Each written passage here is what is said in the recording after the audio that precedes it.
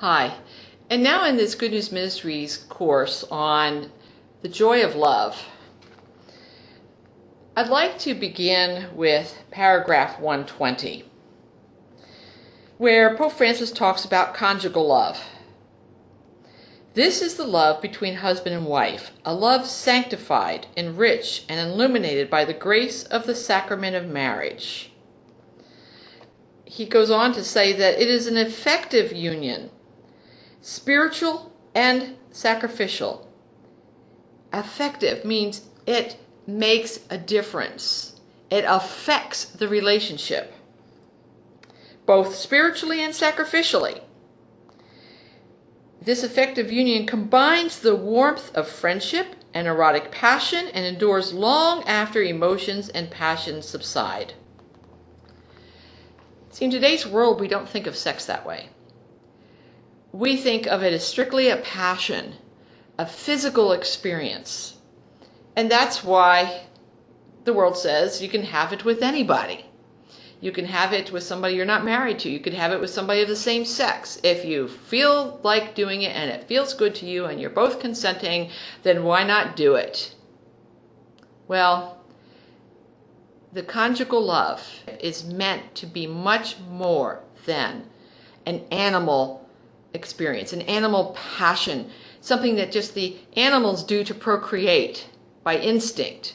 Sexual conjugal love is not always intercourse, because that's how it can survive long after we get too old for it, or some physical disease or other problems prevent us from having intercourse. Let's explain this a little bit further. In paragraph 121, he mentions that marriage is the icon of God's love for us. Remember that, because in paragraph 123, we go even further into that. The conjugal love, as the icon of God's love for us, is the greatest form of friendship.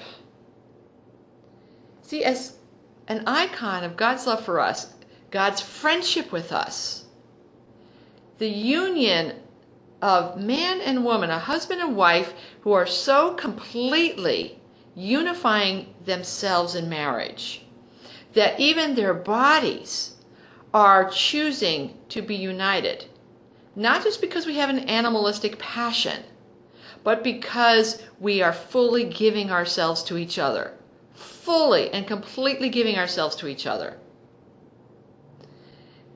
Now, let me just throw in here that that does not mean taking advantage of one another if one is not in the mood for it, if there's been a rough day or an argument between the husband and wife, or choosing not to have intercourse because it's a fertile time of month. There is still erotic passion. There is still conjugal love in the unity that a husband and wife can have by simply cuddling with each other, showing other forms of affection, and being mentally there for each other. Pope Francis then defines the traits of a good friendship: concern for the good of the other, being reciprocal in our desires, in our giving to one another. It's, for example, both husband and wife desiring sex at the same time. It's not just wanting it for myself. It's not just, hey, I desire it, I want it, I don't care what mood you're in. It's, I want to give as much as I want to receive. Both husband and wife believing that, feeling that towards each other. Also, intimacy, which can include emotional intimacy, sharing from deep within our hearts, because that's the foundation of all forms of intimacy, totally giving ourselves to each other, even our secrets, even our most vulnerable places, as well as warmth, stability, and the resemblance born of a shared life. being there for one another. That's what conjugal love is really all about. How different from the world are your thoughts and beliefs about sexual relationships? How much getting to know God's love is key to having a better sexual relationship? Read this chapter.